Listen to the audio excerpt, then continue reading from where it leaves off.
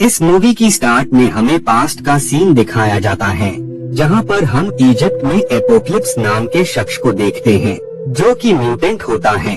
उस म्यूटेंट का शरीर जब भी वीक पड़ जाता था या उसकी डेथ होने वाली होती थी, तब वो दूसरे पावरफुल म्यूटेंट के साथ अपनी बॉडी तब्दील कर लेता था। इससे उसकी सारी पावर्स एपोक्लिप्स की बॉडी में आ जाती थी, जिससे वो पहले के कंपैरिजन में और भी पावरफुल हो जाता था। वहीं इजिप्ट में कुछ लोग उस शख्स के बिहेवियर से काफी खफा होते हैं, इसीलिए वो उसे ऐसा करने से रोकने लगते हैं। वहीं पर कुछ लोग मौजूद होते हैं जो एपोक्लिप्स के ही साथी थे। वो लोग हर मुमकिन कोशिश कर रहे होते हैं जिससे इस प्रोसेस में एपोक्लिप्स को कोई भी तकलीफ न हो और वो अपनी बॉडी दूसरे म्यूटेंट के साथ तब्दील कर सके।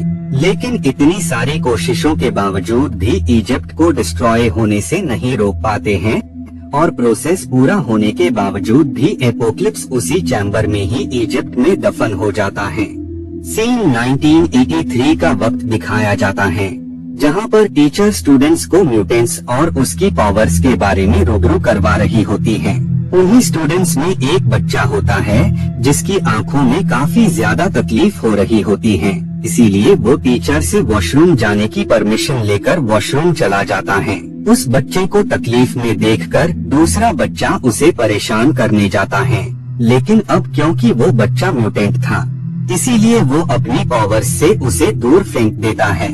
इधर बर्लिन में हम मिस्टीक को देखते हैं, जो कि उस प्लेस पर आती है जहां पर म्यूटेंट्स के दरमियान में रेसलिंग हो रही होती है। उस फाइट में मिस्टीक का साथी भी होता है, जो कि उस फाइट में हार रहा होता है, इसीलिए उसे लेकर वहां से निकल जाती हैं। इधर हम मैग्नेटो को देखते हैं, जो कि फैक्ट्री में लेबर का काम कर रहा था। उसी दरमियान ही वर्कर के ऊपर गिरने वाला होता है, लेकिन इससे पहले ही मैग्नेटो उसे हवा में ही रोक देता है, जिससे उस शख्स की जान बच जाती है। लेकिन इससे उन लोगों को पता लग जाता है कि उनके दरमियान में म्यूटेंट शख्स भी हैं। बेशक उस म्यूटेंट ने उनकी जान बचाई होती है, लेकिन वो किसी भी म्यूटेंट पर ट्रस्ट नहीं कर सकते थे, इसीलिए वो मैग्नेटो के बारे में पुलिस को राब्ता कर देते हैं। इससे मैग्नेटो अपने फैमिली को लेकर वहाँ से भाग रहा होता है, क्योंकि ऑफिसर्स उन सबको अरेस्ट कर सकते थे, लेकिन वे में ही ऑफिसर्स उन सबको घेर लेते हैं और वो मैग्नेटो को उसे उनके हवाले करने का कहते हैं। लेकिन इससे पहले कि मैग्नेटो खुद को उनके हवाले कर पाता, उससे पहले ही ऑफिसर गलती से उसकी बेटी और वाइफ पर एरो मार देता है। इससे उन दोनों की डेथ हो जाती है।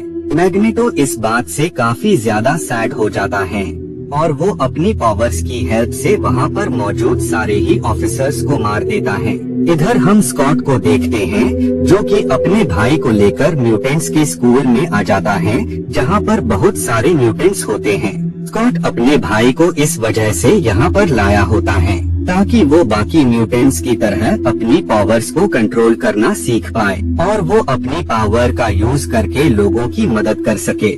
वहीं पर हम एक और म्यूटेंट को देखते हैं, जिसका नाम जीन ग्रे होता है। बाद में चार्ल्स स्कॉट से अपनी पावर्स को टेस्ट करने का कहते हैं। स्कॉट ऐसा ही करता है, इससे सामने मौजूद ट्री के 2 टुकड़े हो जाते हैं। इधर इजिप्ट में हम CIA एजेंट मोइरा को देखते हैं, जो कि पिरामिड के अंदर उस सुरंग में दाखिल हो जाती है, जहां पर एपोक्लिप्स की कब्र होती है। मोइरा वहां पर काफी ज्यादा रिसर्च करती है, लेकिन इसके बावजूद भी उसे एपोक्लिप्स के बारे में कोई भी इंफॉर्मेशन हासिल नहीं हो पाती है। मोइरा जाते वक्त गलती से डोर को ओपन ही छोड़ देती है, जिससे एपोक्लिप्स का मकबरा सन की लाइटिंग की वजह से एक्टिवेट हो जाता है और इसके साथ ही वो भी अपने सेंसेस में आ जाता है। इधर स्कूल में जीन ग्रे काफी शाउट कर रही होती है, इस वजह से उससे मिलने चार्ल्स आते हैं और वो उससे शाउट करने की वजह पूछते हैं, जिस पर जीन उन्हें बताती है कि उसे काफी अजीब ख्वाब आया था, जिनमें उसने पूरी दुनिया को डिस्ट्रॉय होते हुए देखा था। चार्ल्स इस बात पर ज्यादा ध्यान नहीं देते हैं और वो जीन को वापस से सोने का कहते हैं। बाद में चार्ल्स अर्थ के डिस्ट्रॉय होने वाले ख्वाब को सेरेब्रो में देखता है, इससे उसे मोइरा नाम की CIA एजेंट का पता लगता है। इसीलिए चार्ल्स उस शख्स से मिलने का डिसाइड करता है, क्योंकि उसे लगता था कि उस ख्वाब से मोइरा का कोई न कोई ताल्लुकात जरूर है। इधर स्टॉर्म चोरी करके वहाँ से भाग रही होती है, लेकिन उसी दौरान ही उसे कुछ लोग पकड़ लेते हैं। बाद में वहाँ एपोक्लिप्स भी आ जाता है और वो उन सबको खत्म करके स्टॉर्म को सेव कर लेता। अब क्योंकि उसने स्टॉर्म की हेल्प की होती है, इस वजह से स्टॉर्म उसे अपने घर पर ले आती है। एपोक्लिप्स वहाँ पर मौजूद हर चीज को देखकर काफी शॉक हो जाता है, क्योंकि ये सारी चीजें उसके लिए काफी अजीब थी। एपोक्लिप्स टेलीविजन को देखने लगता है और वो इससे सारे डेटा यानी सारे इंसिडेंट्स और घटनाओं को एब्जॉर्ब कर लेता है। इससे उसे आज के वक्त के बारे में सब कुछ पता लग जाता है। उसका भी यही मानना था कि अर्थ पर सिर्फ म्यूटेंट को ही रहना चाहिए, न कि इंसानों को। बाद में एपोक्लिप्स स्टॉर्म को अपनी पावर्स की हेल्प से उसे कंट्रोल में कर लेता है, ताकि जब वो अपनी बॉडी दूसरे म्यूटेंट के साथ तब्दील करे तो स्टॉर्म किसी भी तरह से उस प्रोसेस को रुकने न दे, और जो ऐसा करने की कोशिश करे वो उन्हें मार दे। दरअसल वो ऐसी टीम बना रहा होता है जिसमें पावरफुल म्यूटेंट मौजूद हो, जो कि हर हाल में उसकी हिफाजत करे। इधर चार्ल्स मोइरा से उस ख्वाब के बारे में सवालात करता है, जिस पर वो उसे बताती है कि एपोक्लिप्स असल में ऐसा म्यूटेंट है जो कि हमेशा अलाइव रहने के लिए किसी पावरफुल म्यूटेंट की बॉडी को अपनी बॉडी में तब्दील कर लेता है, लेकिन वो काफी ज्यादा पावरफुल हो जाता है और उसकी बॉडी भी यंग हो जाती है। वो इस प्रोसेस में अपने साथ 4 हॉर्समैन को भी रखता है, ताकि जो भी इस प्रोसेस को रोकने की कोशिश करे तो वो उस शख्स को खत्म कर सके। इधर हैंक स्कॉट को ग्लासेस देता है, ताकि वो उन ग्लासेस की हेल्प से पूरा दुनिया को आसानी से देख पाए, वो भी बिना किसी को तकलीफ या नुकसान पाए। इधर एपोक्लिप्स स्टॉर्म के साथ दूसरी प्लेस पर आ जाता है और वो उसको कोई नुकसान पहुंचा पाता उससे पहले ही वहाँ उसकी गार्डियन आ जाती है। एपोक्लिप्स उस म्यूटेंट को पावरफुल देखकर उसकी भी पावर्स को इनहेंस करके उसे भी अपनी टीम में शामिल कर लेता है। बाद में एपोक्लिप्स रेसलिंग वाली प्लेस पर जाता है और वो उड़ने वाले म्यूटेंट की पावर्स को इनहेंस करके उसे भी अपना हॉर्समैन बना लेता है। इधर मैग्नेटो उन वर्कर्स से काफी ज्यादा नाराज होता है, क्योंकि अगर उन लोगों ने पुलिस को उसके बारे में राब्ता न किया होता तो आज उसकी बीवी और बेटी अलाइव होते।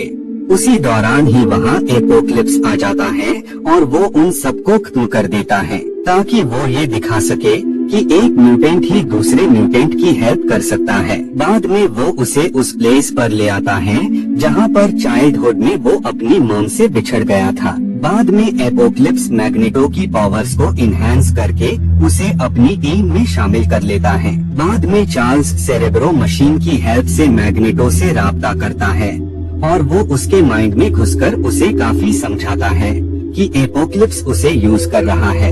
एपोक्लिप्स को ये फील हो जाता है कि मैग्नेटो किसी से बात कर रहा है, इसीलिए वो चार्ल्स के माइंड में घुसकर उसे वही ख्वाब दिखाता है जो कि जीन ग्रे ने भी देखा होता है। इससे चार्ल्स को काफी ज्यादा पेन होने लगता है। बाद में अपोकलिप्स अपनी पावर्स की हेल्प से सेरेब्रो मशीन को कंट्रोल करके दुनिया में मौजूद सभी मिसाइल्स को लॉन्च कर देता है, ताकि इससे सभी मुल्क तबाह बर्बाद हो जाएं। बाद में एपोक्लिप्स वहाँ पर अपने हॉर्समैन के साथ आ जाता है और वो चार्ल्स को लेकर अपने साथ जाने लगता है, क्योंकि उसे ये एहसास हो गया था कि चार्ल्स ही सबसे पावरफुल म्यूटेंट है। इसीलिए वो इस बार चार्ल्स की बॉडी में खुद को तब्दील करना चाहता था। इस वजह से वहाँ पर एक म्यूटेंट उसे रोकने की कोशिश करता है, लेकिन उसकी आग की वजह से सिलेंडर ब्लास्ट हो जाता है। इससे वहाँ पर हर चीज तबाह बर्बाद होने लगती है, जिस वजह से क्विकसिल्वर काफी तेज भागकर सारे ही म्यूटेंट बच्चों और उन सबको बचाकर बाहर ले आता है। इस बात से स्कॉट काफी ज्यादा दुखी होता है, क्योंकि इसमें उसका भाई मारा जाता है। बाद में वहाँ पर स्ट्राइकर आ जाता है और वो हैंग, मिस्टिक और बाकी म्यूटेंट को ले जाने लगता है। वहीं पर जेन और बाकी म्यूटेंट होते हैं, वो सब टेलीपोर्ट होकर हेलीकॉप्टर के अंदर आ जाते हैं। इधर एपोक्लिप्स चार्ल्स के जरिए पूरी दुनिया में ये मैसेज भेजता है कि वो अर्थ पर मौजूद हर एक चीज को तबाह बर्बाद कर देगा और वो सारे ही इंसानों को खत्म कर देगा, क्योंकि अर्थ पर रहने का सिर्फ और सिर्फ म्यूटेंट का ही हक है। उसी दरमियान ही चार्ल्स जीन को सीक्रेट तरीके से अपनी लोकेशन के बारे में बता देता है।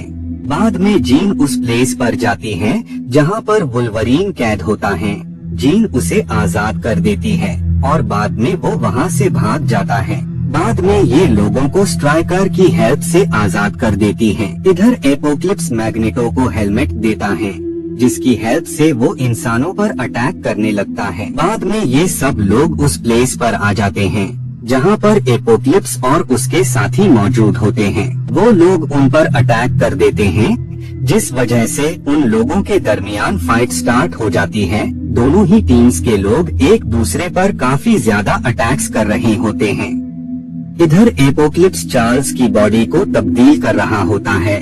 इस प्रोसेस में उसे काफी ज्यादा पेन होने लगता है और उसके बाल भी गायब हो जाते हैं। उसी दरमियान ही एक म्यूटेंट वहां आकर चार्ल्स को ले जाता है। क्विकसिल्वर उस पर काफी अटैक्स कर रहा होता है, लेकिन बाद में वो उसे पकड़ लेता है और वो अपनी साथी से उसे मारने को कहता है, लेकिन वो उस पर ही अटैक कर देती है क्योंकि वो कोई और नहीं बल्कि मिस्टेक होती है। बाद में चार्ल्स एपोक्लिप्स के माइंड में घुसकर उसे खत्म करने जाता है, लेकिन वो चार्ल्स से काफी ज्यादा पावरफुल होता है। इसीलिए जीन भी चार्ल्स के माइंड में घुसकर उस पर अटैक करने लगती है जिससे वो मारा जाता है। बाद में रियलिटी में भी वो सब उस पर अटैक करके उसे मार देते हैं। बाद में मिस्टिक एक्स-मैन टीम को लीड करती है और इसी के साथ ये मूवी यहीं पर एंड हो